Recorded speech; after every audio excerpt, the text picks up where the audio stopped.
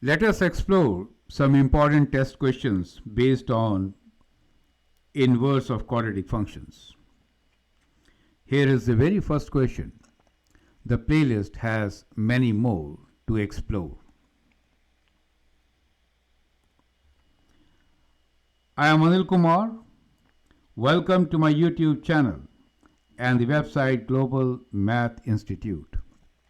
In this playlist, we'll inverse quadratic functions, we'll check their graph from the equation, evaluate inverse, and evaluate inverse values for expressions, restrict domain to ensure that the inverse is a function also. And we'll explore different kinds of conditions in this particular playlist.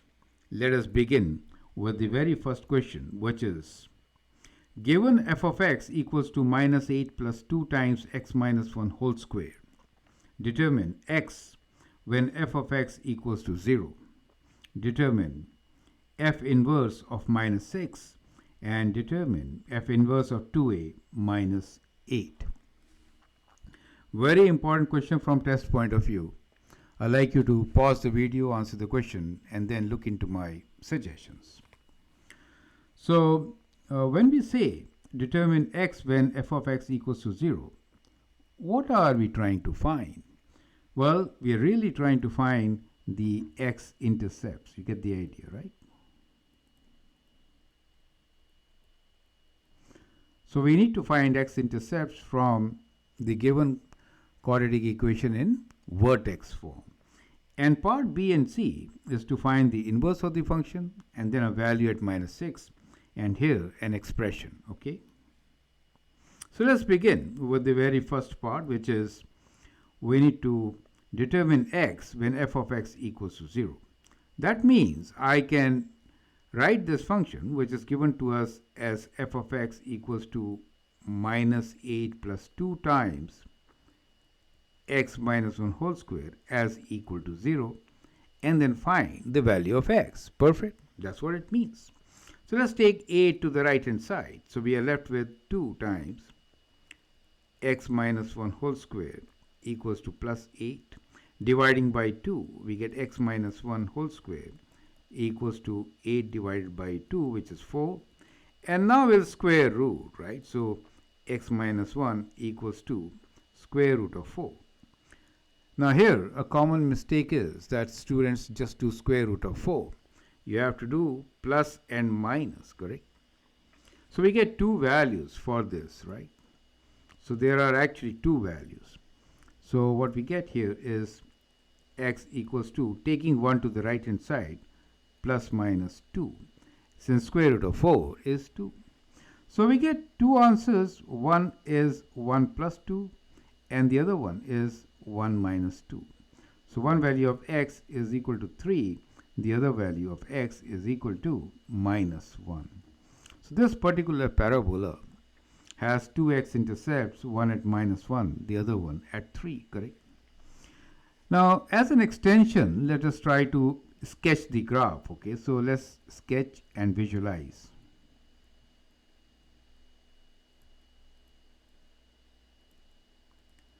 My videos are here for you to understand the concepts and do excellent in your test paper. So you should have a good picture of what you're doing, right? So this is a parabola which actually opens up. So always look at it in this fashion. You're used to writing this equation in that form, right? Minus 8. You get the idea. So the vertex V is at 1 minus 8, correct? So we have a parabola which opens up with the vertex at 1 minus 8, right? And now we found that there are two x-intercepts. And these two x-intercepts are at minus 1 and at 3, correct? So, I mean, just because we have fairly good idea of the x-intercepts, we can now sketch it approximately, right? So we have minus 1 and 3, the two x-intercepts. So that is the given function, right? So we have done part 1 and we found that x is equals to minus 1 and 3. So there are two different values for which we have that f of x is 0. Clearly the inverse is not a function, right? Because two values are getting associated one by one value, right? So note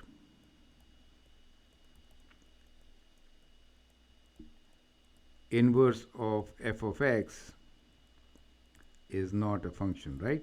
Can you tell me why? It fails the horizontal line test, correct? Since it fails horizontal line test, it is the inverse is not a function. Clear, right? Okay, let's move on and now figure out what is the inverse of this function. So now part B is determine f inverse of minus 6. So first we'll have to find what is f inverse, right? And then we'll evaluate the value at minus 6. Make sense? So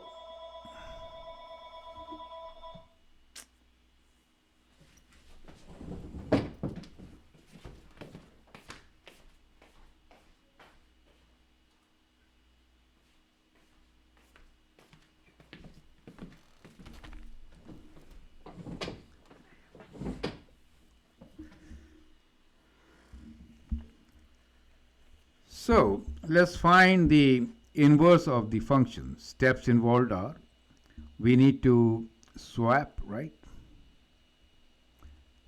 X with y, correct? And then find y. I can say isolate y, correct?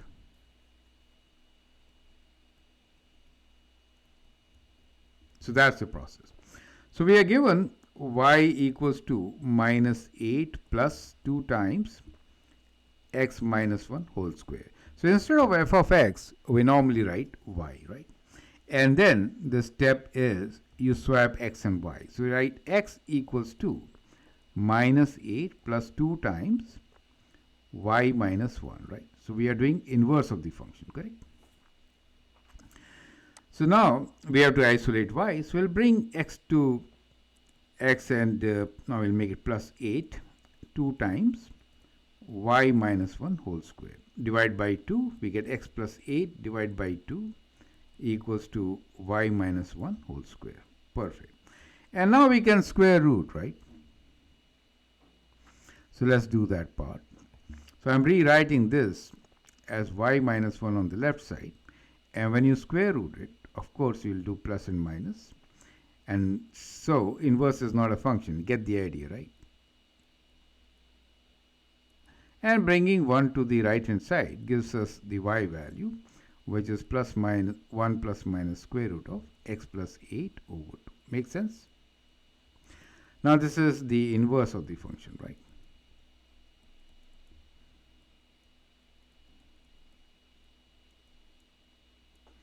So that's what we get.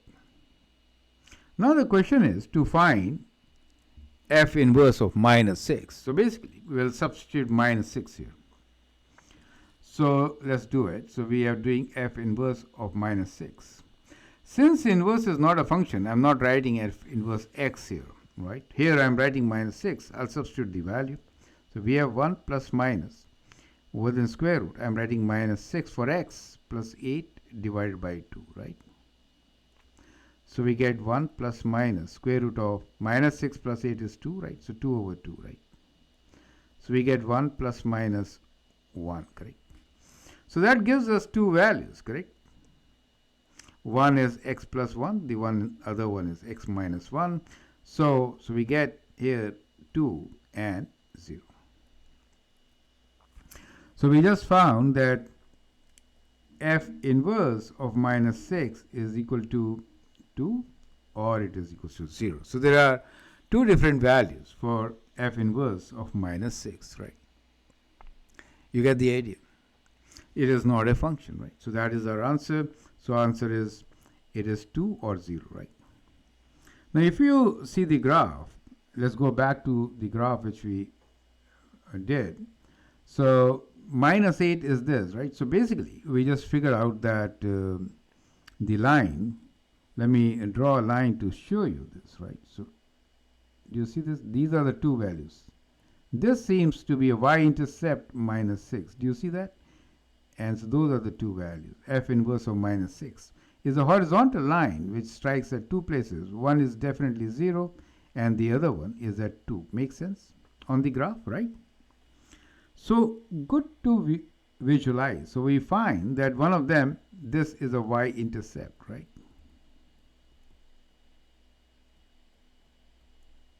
Perfect. So that is the importance of this. Well, in the process, we have got the formula for inverse of the function, which is 1 plus minus square root of x plus 8 over 2, right? The next question here is to find the inverse of the function with 2a minus 8, right? So we already have a formula here as given to us as 1 plus and minus square root of x plus 8 divided by 2, right? See, we can also find the inverse reading it by words, right? So let me show you here. Inverse by reverse operation.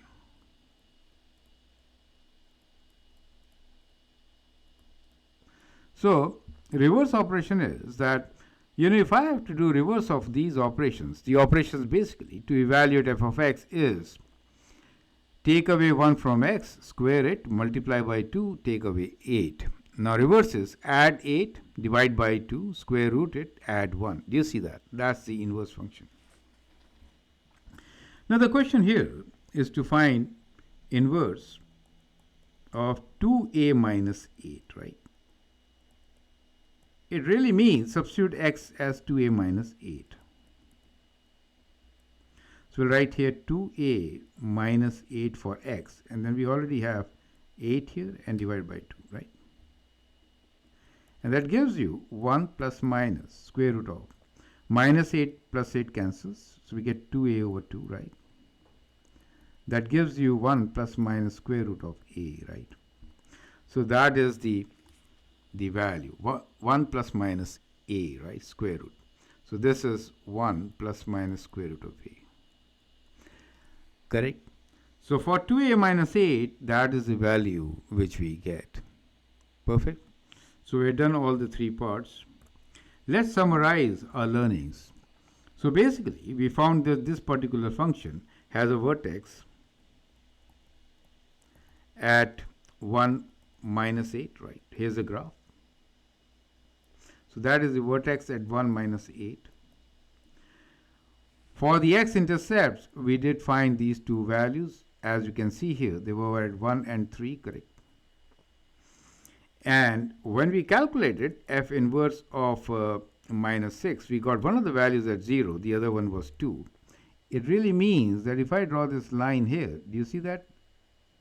That is f inverse of x, correct? So y-intercept, you see that? Y-intercept. Perfect. So we have got so many values from this particular example. Now, I would like you to sketch the graph of inverse.